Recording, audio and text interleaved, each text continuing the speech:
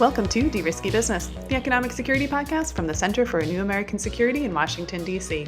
I'm your co-host, Emily Kilcrease. And I'm your other co-host, Jeff Gertz. Today, we're joined by Richard Fontaine, foreign policy expert and CEO of the Center for New American Security. Richard joins us to discuss his new book, co-authored with Robert Blackwill, Lost Decade, the U.S. Pivot to Asia and the Rise of Chinese Power.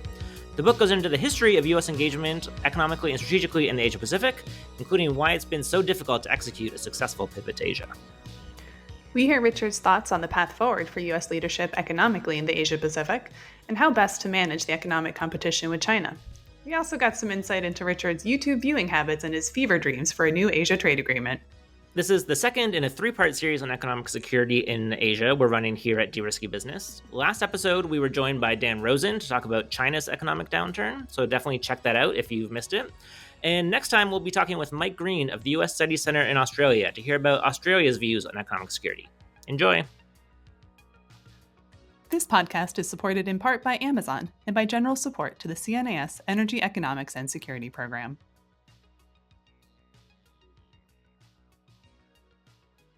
Welcome to De-Risky Business. We're joined today by Richard Fontaine, who's the CEO of the Center for a New American Security. That also means that he's my and Jeff's boss, but that's not why we have him on today. Richard is an expert with a long career in U.S. foreign policy, including serving as a foreign policy advisor to Senator John McCain, worked at the State Department, the National Security Council, and on the staff of the Senate Foreign Relations Committee. Richard is also the co-author, along with Bob Blackwell, of a new book, Lost Decade, the U.S. Pivot to Asia and the Rise of Chinese Power. The book looks at U.S. foreign policy in the years following the Obama administration's announcement of the pivot to Asia in U.S. foreign policy, reflecting the region's central role in the global economy and geopolitics. However, as the book shows, in practice, the pivot has been more in rhetoric than in reality, as subsequent U.S. administrations have struggled to prioritize Asia in their approach to foreign policy. So we wanted to bring Richard onto the podcast to talk specifically about the economic aspects of the so-called pivot to Asia. What's working, what's not working. We'll talk about TPP. We welcome his rants and raves on those and other economic policy issues related to Asia. And we will take a bit of a look forward as well. So Richard, thanks for joining us. Thanks for having me. It's good to be on a very well-named podcast. Thank you. That's right. And we're particularly excited to bring everybody the version of Richard that we see every Friday afternoon, where, as folks around CNAS know, Richard will pretend like he's going to the gym, walk around the office with his gym bag on his shoulder, when really he's just looking for someone to have a good chat with. So if he wanders by your cube, you know that you're in for not a productive afternoon, but probably one of the best chats of your week. So thanks for joining us and giving everyone else the opportunity to enjoy Friday afternoon, Richard. On an economics-related podcast, incentives are everything, and the incentive to not go to the gym seems to be overwhelming, particularly on Friday afternoon. So that's scarily accurate. Great, Richard. Let's jump into it. So, this is a podcast about economic security. We want to start with a question that we've asked all of our guests that come on. What is economic security? Sort of what does it mean? How would you define it in your own personal sense of what economic security means? The use of economic instruments to achieve national security objectives. Very straightforward. All right. That is the shortest, least philosophical answer we've gotten so far. So that's great. Love it. Well, the problem with this is like the same problem defining national security or any adjective plus security. It's, infinitely elastic, right? I mean, if you start saying, well, you need a strong domestic economy in order to generate military power and diplomatic power, well, then okay. I mean, you quickly can get into a reductio ad absurdum where in order to have a strong domestic economy, you need an innovation economy, which means you need good education, which means you need good university, which means you get new primary education, which means you need solid school lunches. And suddenly what goes into school lunches is economic security.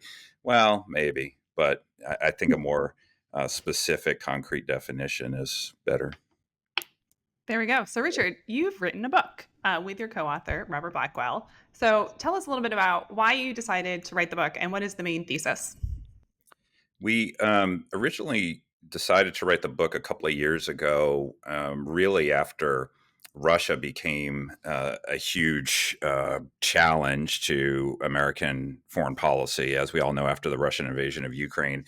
And, the Middle East, which is now more active today than it was when we started out, was still not just quiescent. And yet you had the United States trying to focus on what seems to be a consensus across the board that China represents the long-term, the most significant long-term challenge to the United States. And so the question is, well, how do you do all that? How does a global power like the United States actually focus on its stated priority region, Asia, and its stated priority challenge, China, when events and things are happening around the world? And it turns out that this was not the first time the United States has tried to answer this question. In 2011, the Obama administration announced that it was for the first time in the history of the United States pivoting to Asia, that Asia was going to become the priority theater. So we decided to go back and look at the history of that effort from 2011 really until the present, and try to see if there were lessons about that experience that could inform how the United States can balance its national security commitments and challenges in the world today. So that was the impetus for the book. And we are going to spend most of our time today talking about the economic aspect of it. But just for context for our listeners, there's obviously a huge strategic and military component of the book and the pivot to Asia. So just quickly, what was happening in the background in parallel to things like the TPP as the U.S. was trying to execute this pivot to Asia, just so we have that kind of broader context? Yeah, for really its entire existence, the United States has been a Europe first power. I mean, we've been a global power, so we've had commitments and presence and activities going on all over the world. But even after the Japanese attack at Pearl Harbor, the United States made an explicit commitment to deal with Europe first and Asia second, even when things went on in parallel. So by 2011, there were multiple drivers that suggested that Europe and certainly the Middle East were not the regions where the United States' strategic future lay, but rather in Asia. The United States had gotten into wars in Iraq and in Afghanistan. Europe looked pretty quiet at the time. And yet you had Asia, which had huge economic promise, much more than it had in the past, sort of there for U.S. engagement. And of course, you had the increasing rise of China present in Asia where it was most active. And so the notion at the time, especially in 2011, was the United States has squandered a huge amount of blood and treasure in the greater Middle East in these endless wars. It does not have to be as tied down in Europe as it would if there was some major security crisis there.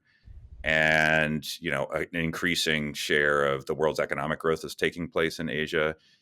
China's getting stronger in Asia, and there's a lot of more that the United States could do in terms of its allies and partnerships and economic arrangements in the region that ultimately was going to matter most to America's future. And so economics does play a really strong part of the pivot, at least from the Obama administration moving forward.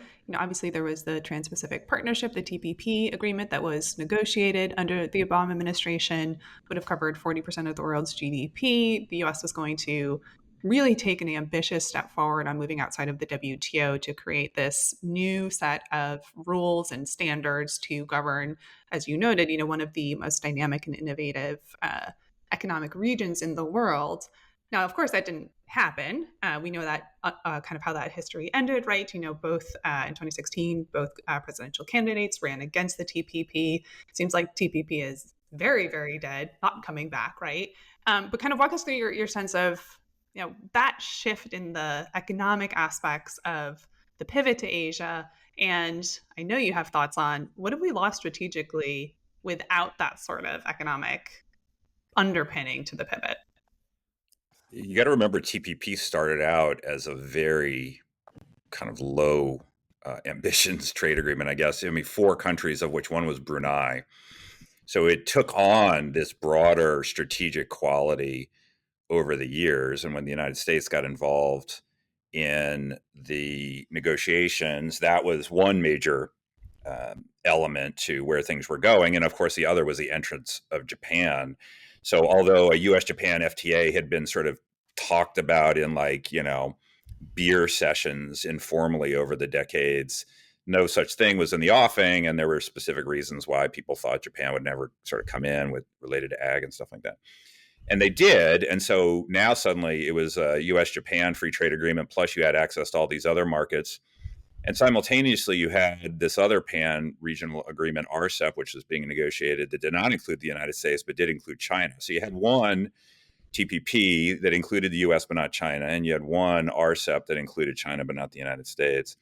So there was a little bit of competitive dynamic there in terms of who was going to write the rules, what were the standards going to be, how big the market access would be, and so forth. The promise was strategic in the sense that in the Pacific, economic policy and trade policy or foreign policy. I mean, this is not really true in a place like the Middle East, right? Like you don't see today governments in the Middle East coming out and saying we must have a regional trade agreement. And if the U.S. doesn't sign it, then this will be a signal of U.S. disengagement. By God, you do see that in Asia, and so the business of the Pacific and Asia has been business for a very long time. So the economic leadership has benefits beyond just specifically economic because it signals engagement, leadership, and so forth. You also had then the economic aspects of this, which all the models showed that there would be a net increase in U.S. growth, employment, national income. I see Emily sort of wobbling her head, but maybe I should say all the models. I have multiple citations to models, including from USTR, the Peterson Institute, the U.S. International Trade Commission, and the World Bank, all showing positive net economic results in terms of national income, up to and including $130 billion per year by time of full implementation. So if you'd like you can get a 30-second rebuttal here in a second. I'll just remind you that I was part of the TPP negotiating team, but go on. It's all right. If you've got a model, let's have it. So, so anyway, there were these models that came out and said this is going to be net economic benefit to the United States. It clearly would be net strategic benefit to the United States, including for some of the reasons I talked about before, but also because, it's in the U.S. interest for our trade partners and security partners to be more prosperous, more tied to the United States, potentially, at least on the margin, less dependent on the Chinese market. So anyway, there are all these good reasons. And everybody, for a while, sort of seemed to like TPP. Hillary Clinton liked TPP, Joe Biden liked TPP and all this. But then presidential politics, as listeners may be discovering now, makes people do funny things. And so by 2016, the last year of an 8-year administration, when the Obama administration pushed for congressional approval, it was too late. It got caught up in presidential politics. Hillary Clinton came out against it. Bernie Sanders was against it. Ted Cruz was against it. Donald Trump was against it. And you had, even in the polls, I mean, in 2015, a majority of Americans were in favor of free trade agreements. And in 2016, it was in the 40s. So it had fallen significantly. So anyway, the sort of the end of the story. Trump comes in, pulls out, and that was the end of that. And we've been sort of struggling to figure out what we want to do, if anything, in its absence ever since. So, as we sort of said, we won't belabor the history too much here, but obviously after the U.S. pulls out, the kind of other remaining 11 countries didn't just walk away. They kind of move forward and basically complete the deal with sort of minor changes from what the U.S. had worked on negotiating. Have rebranded it as the Comprehensive and Progressive Trans-Pacific Partnership, or the CPTPP now, that still exists. But, curious to get your views a little bit on kind of how do you think the world will look differently if the U.S. hadn't walked away from it? How are there things that we can really point to as saying this is specifically what we lost? You mentioned we've got sort of USITC and Peterson economic modeling of $130 billion a year, but kind of, a bit more on what are the real strategic interests at stake here, and kind of how would the world look differently if the U.S. had joined TPP? Yeah, I think we shouldn't just skip over the economic costs, because I saw different projections, $130 billion. I think another one was more like $70 billion increase in net national income. Well, that's not nothing. And so not only did we not have that advantage, there's been at least one study recently that says, net national income went down by about $2 billion or something, just because of the diversion of trade that would have not taken place had the U.S. been in, but because of greater market access to actual members. So anyway, who knows exactly what those specific numbers are, but there was an economic penalty to not being in this agreement. Strategically, it was, I mean, had we done nothing, had we never been in, okay, it would have been, maybe a sin of omission. But not only did we go in, but we took the leadership and then we talked about it as if this was, vital. So you had, dear departed Ash Carter, my friend who was Secretary of Defense, say he'd rather have TPP approved than a new aircraft carrier when he was Secretary of Defense. I mean, that says something. You had Barack Obama saying if the United States doesn't write the rules via TPP, then China will write the rules in the most vital, economically vital region of the world. You had very senior policymakers and, frankly, people on both sides talking about the strategic importance of this. And you had our friends in the region who were doing the same thing. Prime Minister Abe and the Singaporean Prime Minister, the Australians, all were saying, this is what's going to signal American commitment to the region. And, therefore we will hedge less about American inconstancy. And actually, we sort of tripled the sense of American inconstancy by saying we were sort of all in. This is the most important thing.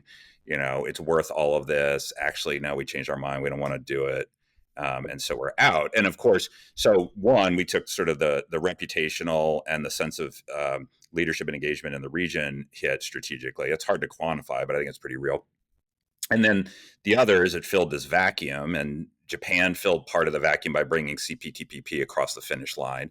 But China also filled the vacuum because it was a member of RCEP and then went ahead and applied to join CPTPP. And so we're in a situation now where of the two big pan-regional trade agreements, China's party to one and has applied to join the other. The United States is party to neither and has offered no alternative to it, other than, we're sort of rethinking the fundamental wisdom of trade agreements in the first place.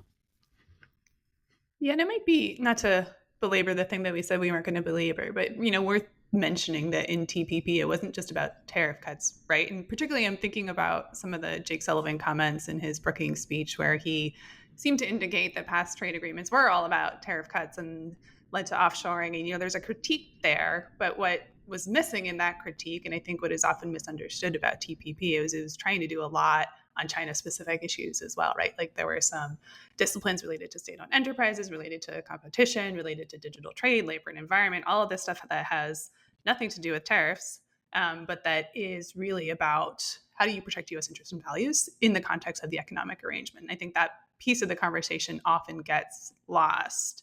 Now, the Biden administration is trying to, or was trying to, move forward with a new model of agreement under the Indo-Pacific Economic Framework, the IPEF agreement, very different both in form and structure than TPP or a traditional trade agreement, right?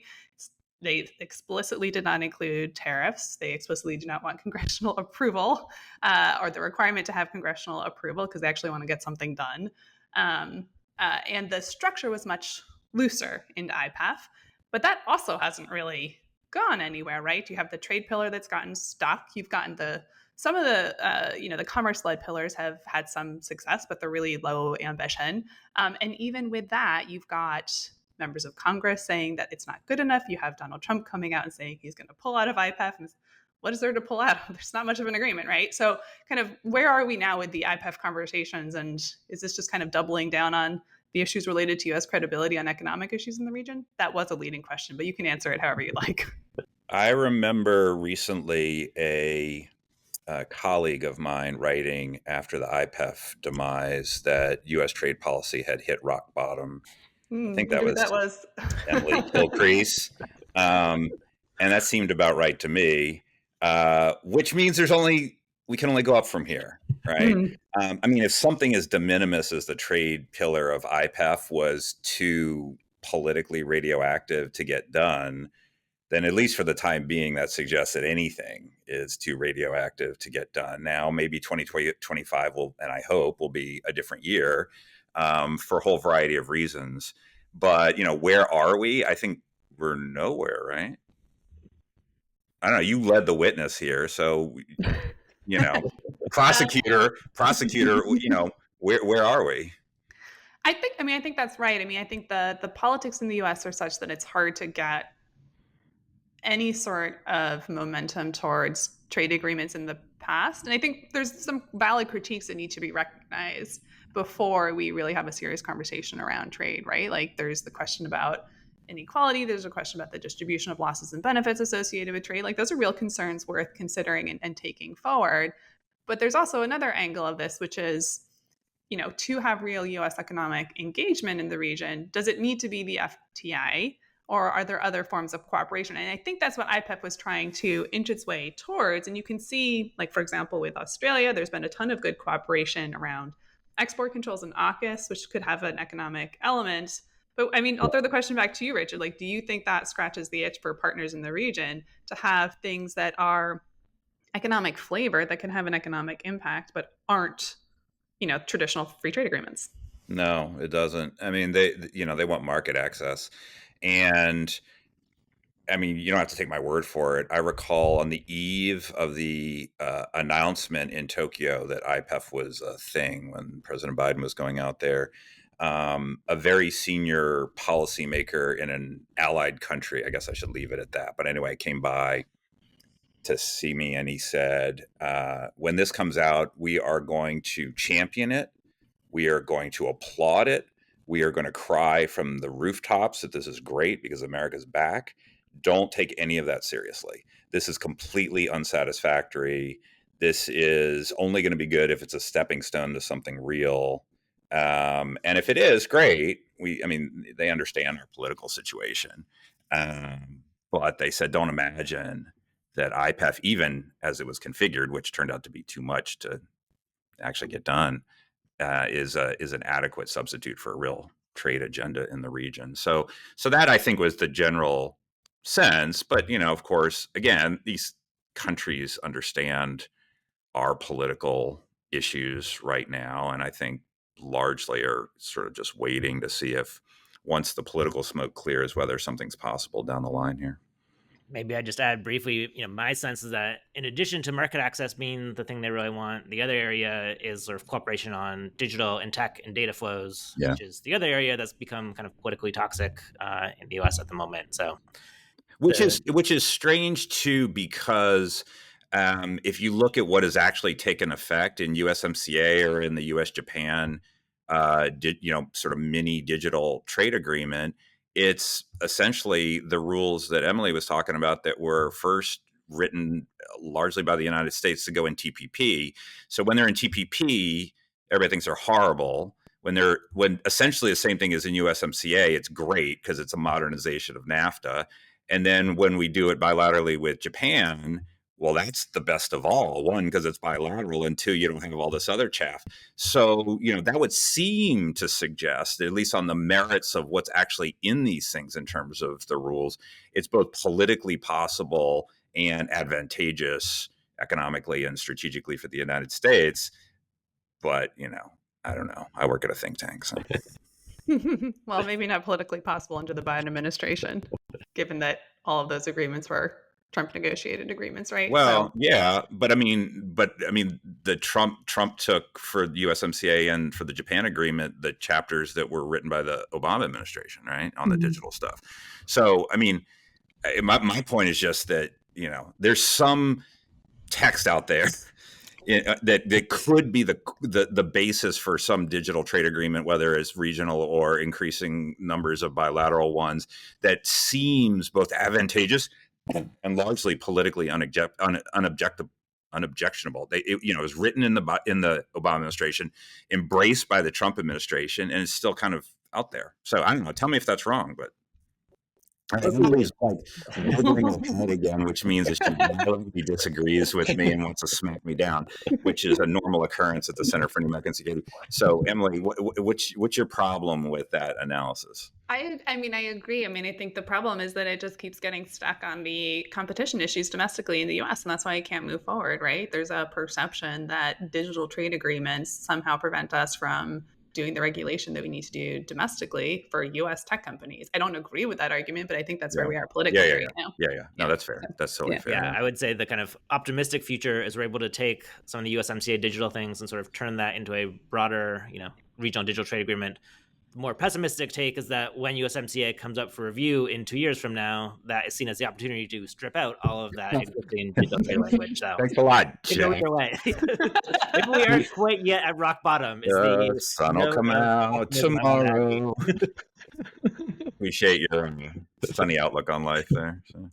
Well, let's keep with the sunny outlook and move to China. So obviously, when you're talking about TPP and kind of the pivot to Asia, there is a huge China focus that is underlying that. I mean, there's obviously really strong strategic and economic arguments for engaging with the Asia Pacific on their own merits, right? But it's undeniable that China is part of this.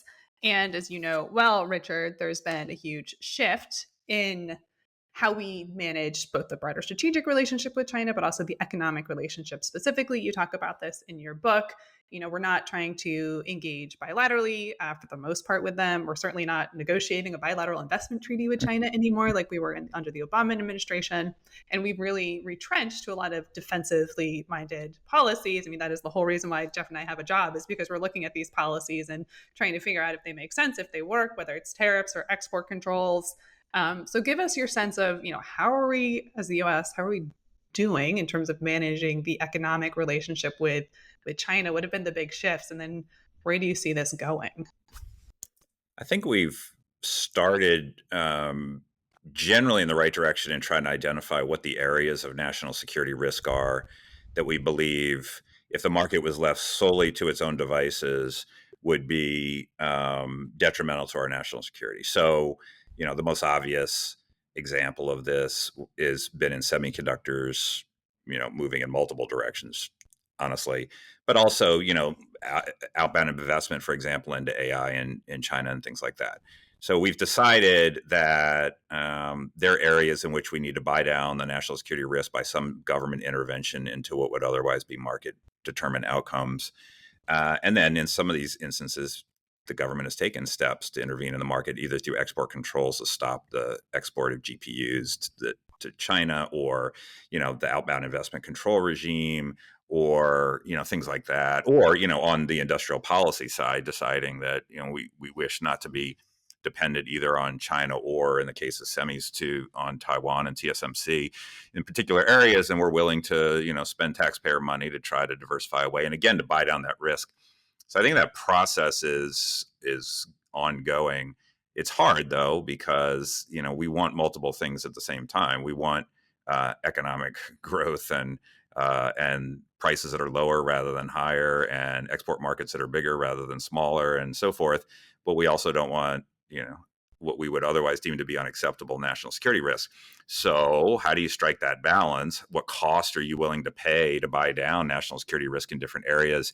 So far, I think we're much better at identifying the risk than identifying the cost we're willing to buy down that risk, or who will bear that cost inside the United States, whether it's industries or workers or consumers and all these other things.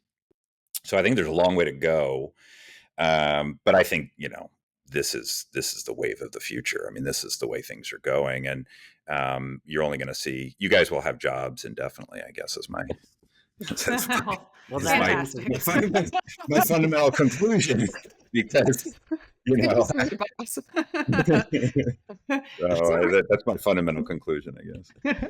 So let me just follow up on that quickly. I mean, so there's been some critique about, why are we talking to China, given that it's so difficult to work with them on economic issues? Like, what do you see as the role for the bilateral dialogues with China on the economic issues? Like, we're clearly not negotiating on things like export controls. We're not negotiating anything proactive. So what are we doing? What are we talking about?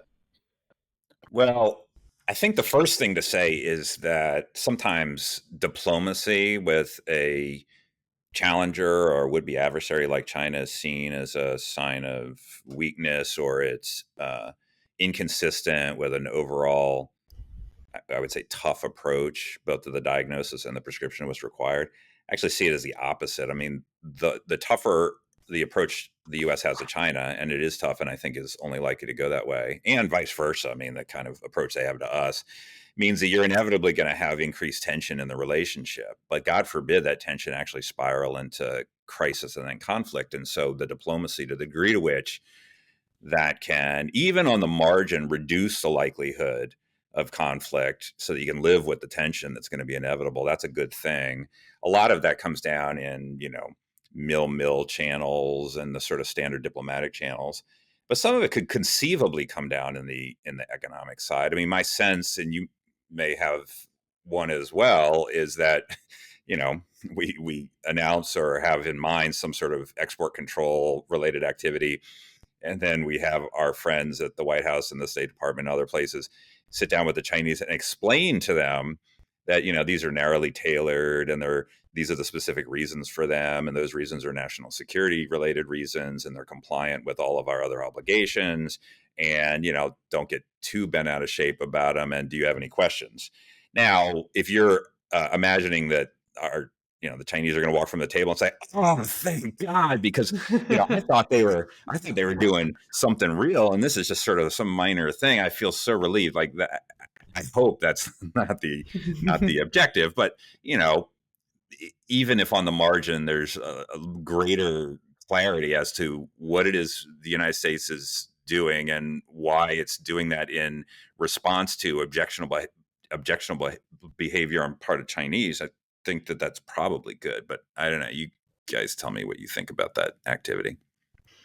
I think that's right. And there's also the angle of just trying to get as much information out of a very opaque political system as you can. I mean, China is dealing with its own economic issues. How it manages those economic issues is going to be consequential for the US and the global economies. We had a great conversation with Dan Rosen on our last episode about all this. It's really hard to get reliable information out of the system. And so I think if the dialogues can be used for that, as well as for communicating clearly and injecting our own message into the Chinese political system, I think that's good. It's all very much in the bucket of like super low expectations, right? Like we're not going to have huge outcomes and deliverables out of these conversations. That's fine. That's not what they're intended for. Yeah, you're not chasing breakthroughs. Right. It's a different thing, and it's of low ambition in terms of outcome, but it's not no ambition. Right. Yeah, I think the administration has talked about it sometimes in terms of a no surprises policy, in terms of, when they're coming out with new export controls, whatever it is, kind of being able to explain the justification for it. Again, I think, as you say, whether the Chinese or not, from what I can tell, from their point of view, I'm not sure they're really distinguishing between kind of broader national security and kind of economic security questions. I think they see a lot of these things as being kind of containment, but at least there's sort of that discussion going back and forth. But maybe I'll kind of pick up on that a little bit, because I do want to say, you've sort of mentioned we're going to have more and more, it seems, of these economic security restrictions coming into place. And I guess the question is, what's the end state of the U.S.-China economic relationship and competition there? I think, certainly the Biden administration is kind of its way to say, we don't want decoupling. We still want engagement. We're not trying to kind of completely close off this economic relationship. But as we just sort of seem to add on more and more new restrictions, is the ultimate endpoint a pretty big decoupling of the economies here? Or is there a way to be in a sort of stable equilibrium where we've done this full de-risking while keeping open more of the less threatening economic flows, let's say? Yeah, decoupling is not what polite people say in public anymore. Hence the de-risky business, among other things, and de-risking and all that, which is, I guess what gentlemen and gentle ladies are able to use. But actually, I mean, I don't think, barring a huge crisis like a war, I don't think we're going to decouple our economies, because the cost to both sides would be so extraordinarily high for doing that. And also because it's not necessary. I don't think that there's sort of conceptual end state where we say, well, if we only protect these things from going to China, then we're done. Or if we stop this investment from going into this sector in China, then we're done, and all of that. I think it's more going to be an ongoing process of what we've already started doing, as I was describing before, which is trying to identify areas of significant national security risk that adhere to the economic relationship, and then trying to make a determination about, if the government's going to step in to do something about it, what the costs associated with buying down that risk would be. And, generally trying to do that in as tailored a way as possible, but it's inevitably going to grow in scope. That said, I mean, the breadth of the trade relationship with China is gigantic. So, I mean, everything that has happened to this point gets, 99% of the conversation, the attention. But I mean, it's barely made a dent in the actual trade volume because most of the stuff that we're trading is not in those areas. That is a great segue to the set of questions we wanted to ask next, which is, obviously things could change in November, and that could be pretty consequential, not just for the economic relationship with China, but for the U.S. posture towards the Asia Pacific generally. 60% tariffs across all, imports from China would start to hit non-strategic sectors, right? Um, and we've talked previously on the podcast about kind of what a Trump 2.0 administration would look like, whether it's the 60% tariffs, revocation of China's favored nation status under the WTO, or at least the U.S. grant of the favored nation status under the WTO, et cetera. And then if it's a Harris administration, we think likely more of the same of what we've seen under the Biden administration. It doesn't seem like she's more pro free trade than Biden, right? She voted against TPP.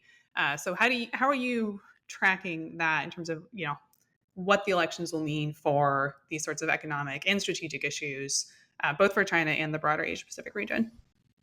Well, I mean, with respect to possible trade agreements, I thought one thing we knew was that whoever won would be in their second term. But you know what happened.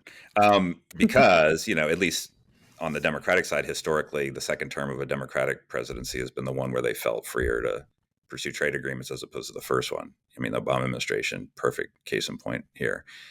But so now you may be looking at a first term Harris administration or a second term Trump administration.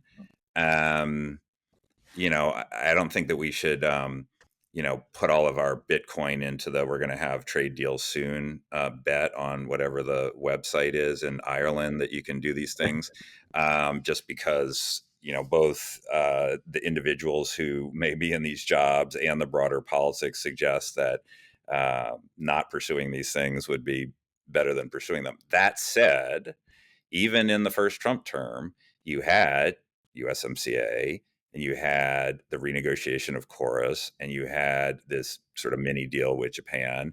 I don't know that, any of that was, well, anyway, it wouldn't have been what, the agenda that I would have put forward, but I didn't get a vote in the deal. So even there in a quite inhospitable climate for trade deals, you had something. And there were specific reasons why you had each of those somethings, right? So the real question, and I just don't know the answer to this, is you do hear more people talking today about the China challenge or the China threat than ever before. You do have people talking about Chinese economic gravity. You do have more people talking about the fact that China's applied to join CPTPP. Is that going to be enough to allow things to happen politically that otherwise wouldn't? It has in some other areas, right? I mean, if you go back 5, 6, 7 years ago, you could not have gotten $50 billion for semiconductors, but now you can because of the idea that China leads to this, sort of necessity to do these things. So it's made some things politically possible. The question is whether it will make trade politically possible. At this point, it doesn't look like a super great bet, but, who knows? I mean, the other thing is, I guess in my fever dreams, I imagine like a President Trump could come in and say, as he did with USMCA and with Chorus, like, oh, these cosmetic changes were absolutely decisive. What was a crappy deal is now great. And everybody goes, oh, that's awesome. Yeah, let's do that. Or takes, the Obama administration written digital trade chapter from TPP and then says, we'll do this bilaterally with Japan and then announces it as like a big success. So, some of this is following elite cues in terms of the politics of this, but it also maybe tells you what my fever dreams are like. I'm also worried about your use of Bitcoin, but we can come back to that at a different time. Yeah. That's another episode. Well, maybe, picking up on these being your fever dreams here, I think kind of, hearing you describe kind of both campaigns and where they stand, I don't hear anybody who's picking up a lot of the recommendations that you put forward in the book. No one's out there campaigning on the idea of rejoining CPTPP, as it were. So, curious, sort of stepping back a little bit to get your thoughts on, how do you think of your role on advising on policy in the current environment? Obviously, all three of us work at think tanks. We are sort of in the business of providing policy advice. you've had many high-ranking positions in previous Republican administrations, but the party seems to be moving pretty far away, certainly on all these economic and trade issues from where positions you were advocating for. So how do you see your role in this current environment? I mean, I think the sweet spot for developing policy recommendations is ones that are far enough away from the status quo and what people imagine is inevitable to be new and interesting and productive, but not so far away from what seems to be inevitable in the status quo that they are just completely unachievable, right? So, when you're trying to develop ideas for what an administration should do, for example, if something is impossible politically, impossible in terms of the budget, impossible, I don't know, for whatever other reason, it shouldn't be one of your recommendations. And if it's already being done, then or if you say, well, just do more of it, which is sort of sometimes a favorite think tank thing, or appoint a, senior coordinator to handle that set of issues, better coordinate the interagency process. That's not really very value added either. It's what's in that sweet spot of, it's a stretch to do it, but it is possible. And if you look over the next 4 years or so, I mean, yeah, you said no one's campaigning on, getting back into trade agreements, but Obama didn't campaign on getting back into trade agreements either. And then he, pursued TPP. So, I mean, I think what is possible politically over the next 4 years could very well could change as soon as next year when we're not in the midst of a white hot, quite strange presidential campaign. And so then you look at, well, what are the drivers? And the drivers have to be what's good for America, right? What is economically and strategically advantageous for America? And then if the politics shifts so to allow what is good for America to be achieved, well, then you've got an opportunity. So I think our jobs, should be involved in identifying what are those things that are good for the United States in terms of economic security, its economic prosperity, and its national security, and then trying to identify politically possible ways in which those might be able to get done, even if they're not right now. So, Richard, we like to close out each episode with guests asking them the same two questions. And the first is, a lot of times this economic security stuff can feel very esoteric, feel very DC bubbly, foreign policy blobbish. So what's your argument for why most Americans should care about economic security or how these issues play out in the Asia Pacific? Well, they get to the heart of prosperity and security, which is two things that impact daily life for Americans. Sometimes, it does seem esoteric because a decision made now is aimed at not having something happen down the line, or it's not, or it's, related to this, which related to this, related to this, related to this, related to this, and then that somehow affects your daily life and things. But, the prices that people pay for things matter, and that is related to economic policy matters, particularly in this domain. The degree to which China has advantages technologically, economically, militarily, and ultimately sort of in terms of global politics over the long run certainly will matter about whose preferences, America's or China's, govern the way the world is structured. That sounds pretty esoteric, but you look at the differences in some of the views that we have. In the United States, we think the individual has a primacy over the state, and China is the state over the individual, or even the party over the state over the individual. And you can go on and on and on from there and see what kind of world you want to aim at building. And so, again, these somewhat arcane decisions about this kind of semiconductor, or this investment review, or whatever it is, can be over the heads or under the feet sometimes of people that are thinking about daily life, but it's ultimately intimately connected to the daily lives of Americans, certainly over the long run. Great. And so the final question we like to close out with is one smart thing you've recently read or listened to, whether that's an article, a book, a podcast. What should our listeners be paying attention to? Well, you didn't say in this area some, suspected. I mean, I'm sort of tempted to start naming some of the stuff I watched on YouTube yesterday, but that's probably not all welcome.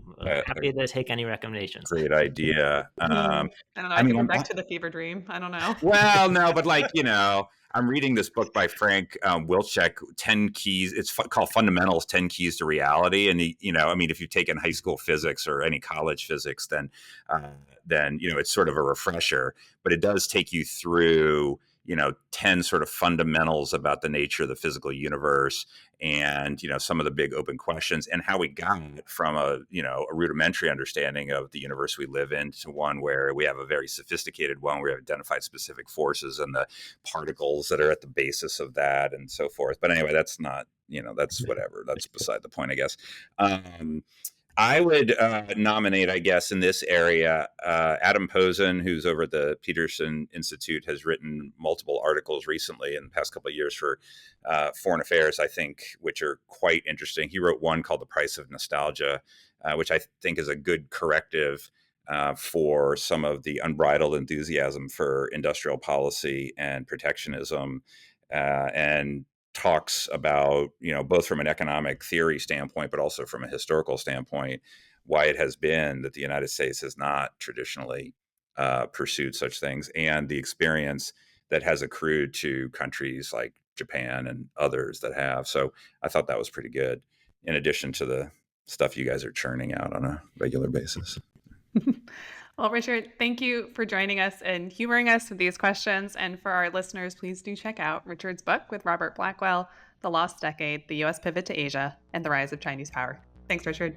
Thanks for having me. Thanks for listening to De-Risky Business, an economic security podcast from the Energy, Economics, and Security Program at the Center for a New American Security. Have any questions or comments?